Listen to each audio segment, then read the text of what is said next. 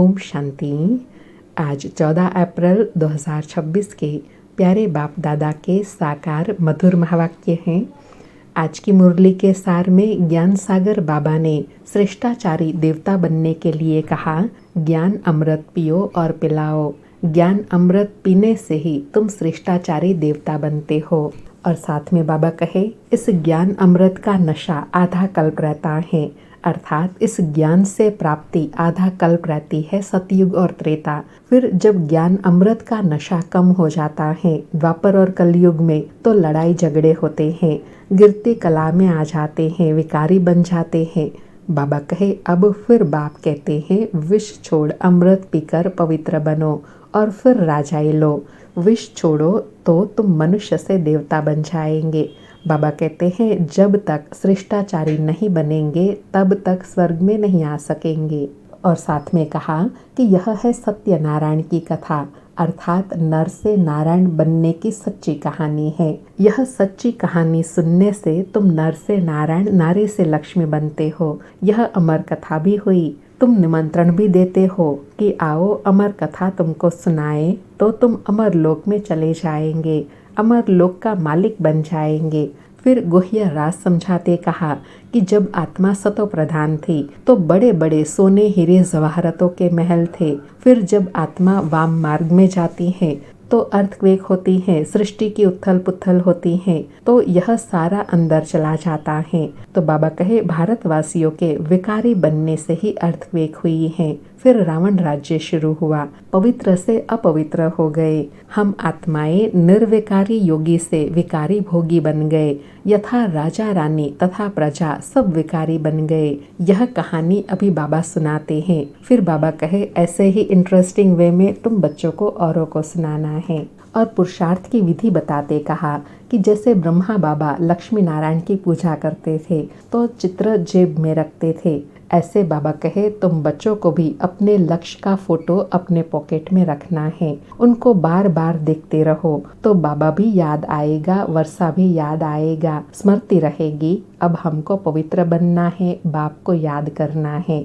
और साथ में बाबा कहे, यह बैज भी लक्ष्य की स्मृति दिलाता है, तो यह बैज मेडल भी पहना हुआ हो तो भी बाबा की याद बनी रहेंगी। सुनते हैं प्यारे बाप दादा के मधुर महावाक्य। आज बाबा कहे, मीठे बच्चे, देवता बनना है तो अमृत पियो और पिलाओ। अमृत पीने वाले ही श्रेष्ठाचारी बनते हैं। आज मुरली से प्रश्न है, इस समय सतयुगी प्रजा किस आधार पर तैयार हो रही है? उत्तर में बाबा कहे, जो इस ज्ञान से प्रभावित होते हैं, बहुत अच्छा कहते हैं, लेकिन पढ़ाई नहीं पढ़ते, मेहनत नहीं कर सकते, वह प्रजा बन जाते हैं।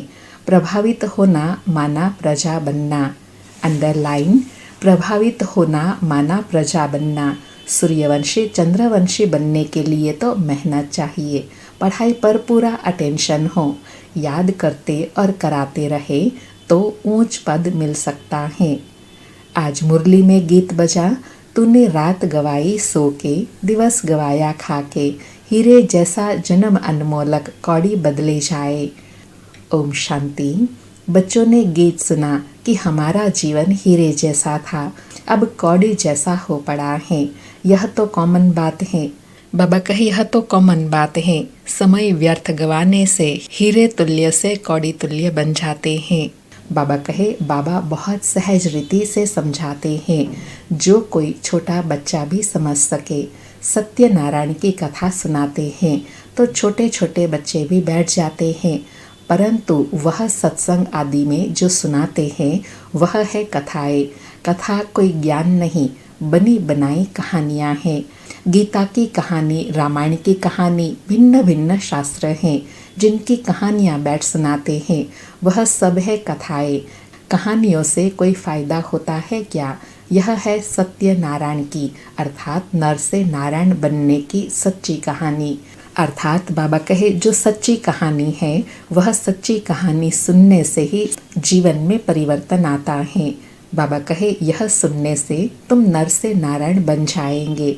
यह अमर कथा भी हुई। तुम निमंत्रण देते हो कि आओ अमर कथा तुमको सुनाए, तो तुम अमर लोक में चले जाएंगे। तो भी कोई नहीं समझते हैं। शास्त्रों की कहानी सुनते आते हैं, मिलता कुछ भी नहीं। जाएंगे लक्ष्मी नारायण के मंदिर में, चलो दर्शन करके आए, महात्मा का दर्शन कर आए। यह एक रस्म रिवाज चली आई है। बाबा कहे यहाँ तो पुरुषार्थ करना है, वहाँ तो सहज है, दर्शन करके आना है, यहाँ तो लक्ष्य दिया जाता है। बाबा कहे ऋषि मुनि आदि जो होकर गए हैं उनको माथा टेकते आए हैं। पूछो रचता और रचना की कहानी का पता है तो कहेंगे नहीं। अभी तुम बच्चे समझते हो कि यह रचता और रचना की कहानी तो बहुत सहज है, अल्फ और बे की कहानी है। भल प्रदर्शनी में जो आते हैं वे कहानी तो ठीक सुन लेते हैं, परंतु पवित्र नहीं बनते। समझते हैं कि यह विकारों में जाने की रस्म रिवाज तो अनादि है। मंदिर में देवताओं के आगे जाकर गाते हैं आप संपूर्ण निर्विकारी, फिर बाहर आकर कहते हैं विकार में जाना तो अनादि है।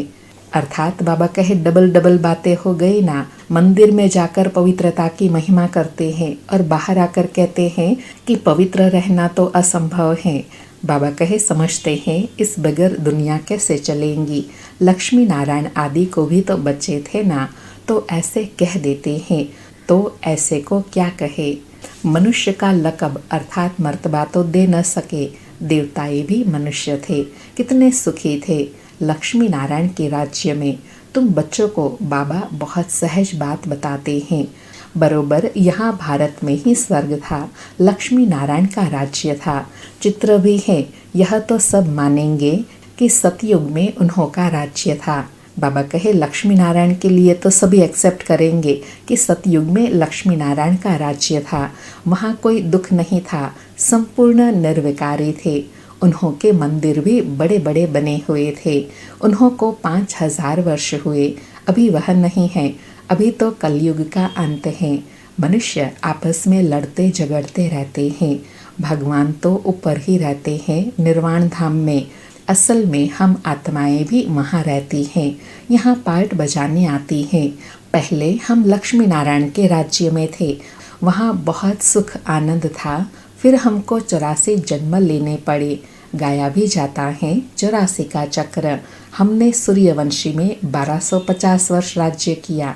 वहाँ अथाह सुख था, संपूर्ण निर्विकारी थे, हीरे जवाहरत के महल थे। हमने राज्य किया, फिर 84 जन्मों में आना पड़े। यह वर्ल्ड की हिस्ट्री ज्योग्राफी का चक्र फिरता रहता है। आधा कल्प सुख था, राम राज्य में थे, फिर मनुष्यों की वृद्धि होती गई। बाबा कहे आधा कल्प सुख था जब राम राज्य था, फिर वृद्धि होती जाती है, समय बीतता जाता है तो स्थिति में भी परिवर्तन आता है। बाबा कहे सतयुग में 9 लाख थे, सतयुग अंत में वृद्धि होकर 9 लाख से 2 करोड़ हो गए। फिर 12 जन्म त्रेता में बहुत सुख चैन में थे, एक ही धर्म था। फिर क्या हुआ? बाबा कहानी सुनाते हैं तो बाबा पूछ रहे हैं फिर क्या हुआ? फिर रावण राज्य शुरू हुआ। राम राज्य और रावण राज्य देखो बहुत सहज रीति से समझाता हूँ। छोटे छोटे बच्चों को भी ऐसे बताना चाहिए। और क्या हुआ अर्थात ऐसे इंटरेस्टिंग वे में समझाना है। फिर क्या हुआ, फिर क्या हुआ, ऐसे समझाते जाएंगे तो इंटरेस्ट से सुनेंगे। बाबा कहे बड़े बड़े सोने हीरे जवाहरतों के महल अर्थक्वेक में अंदर चले गए। भारतवासियों के विकारी बनने से ही अर्थक्वेक हुई। फिर रावण राज्य शुरू हुआ। अंडरलाइन बाबा कहे परिवर्तन कब और कैसे किस कारण हुआ? जब भारतवासी अर्थात सृष्टिवासी विकारी बन गए, तब सृष्टि में भी हलचल होती है अर्थात अर्थक्वेक आदि होती है। फिर रावण राज्य शुरू होता है। बाबा कहे पवित्र से अपवित्र हो गए। कहते भी हैं सोने की लंका अंदर चली गई। कुछ तो बचा होगा ना, जिससे फिर मंदिर आदि बनाए होंगे। भक्ति मार्ग शुरू हुआ, मनुष्य विकारी होने लगे। फिर रावण राज्य चला तो आयु भी कम हो गई। हम निर्विकारी योगी से विकारी भोगी बन गए। यथा राजा रानी तथा प्रजा सब विकारी बन गए। यह कहानी कितनी सहज है। छोटी छोटी बच्चियाँ भी यह कहानी सुनाएं तो बड़े बड़े आदमियों का मुंह नीचा हो जाए। अब बाप बैठ सुनाते हैं। अर्थात बाबा कहे छोटी छोटी बच्चियाँ इतने ऊंचे ज्ञान की बात करे तो सुनने वाले भी चकित हो जाएंगे। बाबा कहे अभी बाप बैठ सुनाते हैं। वही ज्ञान सागर पतित पावन है। अच्छा, द्वापर में भोगी पतित बन गए, फिर और धर्म भी शुरू होते गए। अमृत का जो नशा था वह खलास हो गया। लड़ाई झगड़े आदि होने लगे। द्वापर से लेकर हम गिरे। कलयुग में हम और ही विकारी बने। पत्थर की मूर्तियां बनाते रहे। हनुमान गणेश आदि की पत्थर बुद्धि होने लगे तो पत्थर की पूजा करने लगे। बाबा पूरे सृष्टि चक्र की हिस्ट्री समझा रहे हैं कि कैसे 84 जन्म लेते हैं, कैसे सुख से फिर दुख में आते हैं। बाबा कहे समझते थे कि भगवान पत्थर ठिक्कर में है। ऐसे करते करते भारत की यह हालत हो गई है। अब फिर बाप कहते हैं विष छोड़ अमृत पीकर पवित्र बनो और फिर राजाई लो। बाबा कहे विष छोड़ो तो फिर तुम मनुष्य से देवता बन जाएंगे, परंतु विष छोड़ते नहीं हैं। विष के लिए कितना माथा मारते, तंग करते हैं। तब तो द्रौपदी ने पुकारा ना। तुम समझते हो कि अमृत पीने बिगर हम देवता कैसे बनेंगे। सतयुग में तो रावण राज्य होता ही नहीं। बाप कहते हैं जब तक श्रेष्ठाचारी नहीं बनेंगे स्वर्ग में नहीं आ सकेंगे। जो श्रेष्ठाचारी थे वही अब भ्रष्टाचारी बने हैं। फिर अब अमृत पीकर श्रेष्ठाचारी बनना है। बाप कहते हैं माम एकम याद करो। क्या गीता भूल गए हो? बाबा कहे गीता में ही मैंने कहा ना, माम एकम याद करो। क्या यह महावाक्य भूल गए हो? बाबा कहे गीता रची मैंने, नाम डाल दिया श्री कृष्ण का। इन लक्ष्मी नारायण को यह राजाई किसने दी? जरूर भगवान ने दी होंगी। अगले जन्म में भगवान ने राजयोग सिखाया, नाम फिर डाला श्री कृष्ण का। तो समझाने की प्रैक्टिस करनी चाहिए। बहुत सहज कहानी है। बाबा कहे बाप को कितना समय लगा? आधा घंटे में इतनी सहज बात भी समझ नहीं सकते। इसलिए बाप कहते हैं सिर्फ एक छोटी कहानी बैठ किसी को समझाओ, हाथ में चित्र लो। सतयुग में लक्ष्मी नारायण का राज्य था, फिर त्रेता में राम सीता का राज्य, फिर द्वापर में रावण का राज्य शुरू हुआ। कितनी सहज कहानी है। बाबा कहे समझाना कितना सहज है। बरोबर हम देवता थे, फिर क्षत्रिय वैश्य शूद्र बने। अभी अपने को देवता न समझने कारण हिंदू कह देते हैं। धर्म श्रेष्ठ कर्म श्रेष्ठ से धर्म भ्रष्ट कर्म भ्रष्ट बन पड़े हैं। ऐसे छोटी छोटी बच्चियां बैठ भाषण करे तो सारी सभा में हियर हियर हो जाए। बाबा ने फिर स्मृति में दिलाया कि ऐसी ऐसी गुह्य बातें अगर छोटी छोटी बच्चियां समझाए तो लोग एकदम चातरक होकर सुनेंगे। बाबा कहे बाबा सभी सेंटर्स वालों को सुना रहे हैं। अब यह बड़े बड़े नहीं सीखते हैं तो छोटी छोटी कुमारियों को सिखाओ। कुमारियों का नाम भी है। दिल्ली बॉम्बे में बहुत अच्छी अच्छी कुमारियां हैं, पढ़ी लिखी हैं। उनको खड़ा हो जाना चाहिए। कितना काम कर सकती हो। अगर कुमारियां खड़ी हो जाए अर्थात सेवा के लिए तैयार हो जाए तो नाम बाला हो जाए। साहूकार घर की जो है वह मुश्किल हिम्मत रखती है। साहूकारी का नशा रहता है, दहेज आदि मिलता है तो बस कुमारियां शादी कर काला मुंह कर देती हैं और सबके आगे झुकना पड़ता है। तो बाप कितना सहज समझाते हैं, परंतु पारस बुद्धि बनने का ख्याल ही नहीं आता। देखो जो नहीं पढ़ते हैं वह भी आजकल MP MLA आदि बन गए हैं। पढ़ाई से तो क्या क्या बन जाते हैं। यह पढ़ाई तो बहुत सहज है, औरों को भी जाकर सिखाना चाहिए, परंतु श्रीमत पर नहीं चलते तो पढ़ते भी नहीं हैं। बहुत अच्छी अच्छी कुमारियां हैं, परंतु अपना ही नशा चढ़ा हुआ है। थोड़ा काम किया तो समझती हैं हमने बहुत काम किया है, अभी तो बहुत काम करना है। बाबा कहे समझते हैं कि हमने बहुत काम किया, लेकिन बाबा कहे अभी तो और बहुत काम बहुत सेवा बाकी है। बाबा कहे आजकल फैशन में ही कुमारियां रहती हैं। वहाँ सतयुग में तो नेचुरल श्रृंगार रहता है, यहाँ तो कितना आर्टिफिशियल श्रृंगार करते हैं। सिर्फ बाल बनाने में ही कितने पैसे देते हैं। यह है माया का पंप। बाबा कहे यह है माया का दिखावा, इतना श्रृंगार करते हैं। बाबा कहे फॉल ऑफ माया रावण राज्य, फिर राइज ऑफ राम राज्य। अब राम राज्य स्थापन होता है। परंतु तुम मेहनत तो करो ना। बाबा कहे, तुम क्या बनेंगे? अगर पढ़ेंगे नहीं तो वहाँ जाकर पाई पैसे की प्रजा बनेंगे। आजकल के बड़े बड़े आदमी वहाँ की सब प्रजा में आ जाएंगे।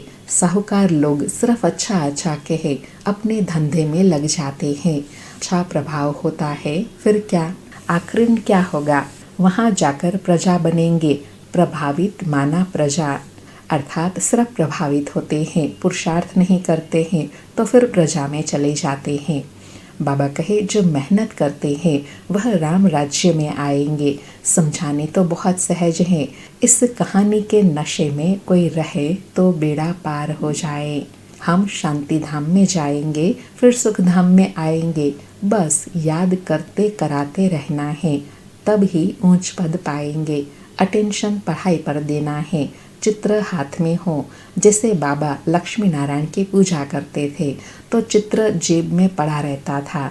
चित्र छोटे भी हैं, पॉकेट में भी हैं, उन पर समझाना है। बाबा कहे, छोटे चित्र तो पॉकेट में रह सकते हैं तो उससे स्वयं को भी स्मृति रहेंगी अपने लक्ष्य की, और दूसरों को भी उसके द्वारा समझा सकते हैं, सेवा भी कर सकते हैं। बाबा कहे, समझाना है। यह है बाबा, उन द्वारा वर्षा मिल रहा है। अब पवित्र बनो, बाप को याद करो। कितनी नॉलेज है इन मेडल्स में, अर्थात बैज में कितनी नॉलेज भरी हुई है। इसमें सारा ज्ञान है। इन पर समझाना बहुत सहज है। सेकंड में बाप से स्वर्ग की जीवन मुक्ति का वर्षा। कोई भी समझाए तो जीवन मुक्ति पद का अधिकारी बन जाए। बाकी पढ़ाई अनुसार ऊंच पद पाएंगे। स्वर्ग में तो आएंगे ना, पिछाड़ी में आएंगे तो सही ना, वृद्धि तो होनी है। देवी देवता धर्म ऊंच है, वह भी तो बनेंगे ना। प्रजा तो लाखों बनेंगी। सूर्यवंशी बनने में मेहनत है। सर्विस करने वाले ही ऊंच पद पाएंगे। उनका नाम भी बाला है, कुमार का है, जनक है। अच्छे सेंटर संभाल रही हैं, कोई खिटखिट नहीं। उस समय तो दादिया बहुत छोटे थे ना, तो बाबा कहे, ऐसे अच्छे अच्छे बच्चे हैं बाबा के जो कितने अच्छे सेंटर संभालते हैं। बाबा कहते हैं, see no evil, talk no evil. फिर भी ऐसी ऐसी बातें करते रहते हैं। ऐसे ऐसे क्या जाकर बनेंगे? इतनी सहज सर्विस भी नहीं करते। छोटी छोटी बच्चियाँ भी यह समझा सकती हैं, सुना सकती हैं। बंदर सेना भी मशहूर हैं। सीताएं जो रावण की जेल में फंसी हुई हैं, उन्हों को छुड़ाना है। कथाएं तो क्या क्या बना दी हैं। ऐसे ऐसे कोई भाषण करे, बाकी सिर्फ कहते हैं फलाना बहुत प्रभावित हुआ। पूछो तुम क्या बनना चाहते हो, सिर्फ दूसरों को कहेंगे इनका ज्ञान बहुत अच्छा है, खुद समझते कुछ भी नहीं। इससे क्या फ़ायदा? अच्छा, मीठे मीठे सिकिलधे बच्चों प्रति माता पिता बाप दादा का याद प्यार और गुड मॉर्निंग। रूहानी बाप की रूहानी बच्चों को नमस्ते। हम रूहानी बच्चों की रूहानी माता पिता बाप दादा को याद प्यार, गुड मॉर्निंग और नमस्ते नमस्ते। सारी मुरली से धारणा के लिए सार हैं। पहला पॉइंट, पारस बुद्धि बनने के लिए पढ़ाई पर पूरा पूरा ध्यान देना है। श्रीमत पर पढ़ना और पढ़ाना है। हद की साहूकारी का नशा, फैशन आदि छोड़ इस बेहद सेवा में लग जाना है। दूसरा point, hear no evil, see no evil, talk no evil. कोई भी व्यर्थ बातें नहीं करनी है, किसी पर प्रभावित नहीं होना है। सबको सत्यनारायण की छोटी सी कहानी सुनानी है। आज बाबा का वरदान है, नए जीवन की स्मृति से कर्म इंद्रियों पर विजय प्राप्त करने वाले मर जीवा भव। नए जीवन की स्मृति से कर्म इंद्रियों पर विजय प्राप्त करने वाले मर जीवा भव। स्पष्टीकरण है, जो बच्चे पूरा मर जीवा बन गए उन्हें कर्म इंद्रियों की आकर्षण हो नहीं सकती।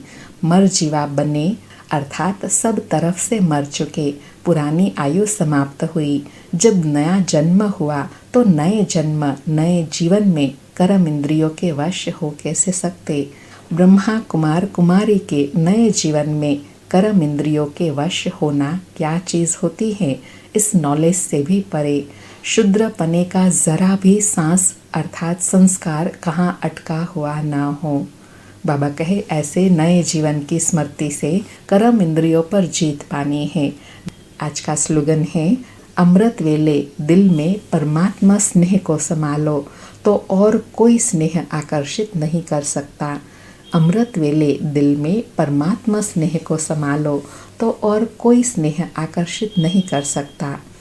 आज के अव्यक्त इशारे हैं, महान बनने के लिए मधुरता और नम्रता का गुण धारण करो।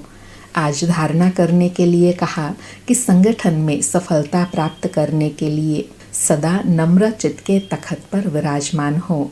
इसी तखत पर बैठो, जिम्मेवारी का ताज धारण कर भविष्य की पदवी बनाओ। तखत से उतरना नहीं, इसी पर बैठकर काम करो तो सफलता मिलती रहेंगी। इसके लिए पहले आपका पाठ पक्का हो, इससे आपके संस्कार सबके साथ सहज ही मिल जाएंगे। बाबा कहे, सेवा में सफलता का आधार क्या है? सदा अपने श्रेष्ठ समान के तखत पर बैठ जाओ। कौन सा तखत? भ्रकुटी का तखत। फिर सेवा में आओ तो सेवा में सहज सफलता मिलती रहेंगी। अच्छा, ओम शांति। शुक्रिया बाबा, शुक्रिया।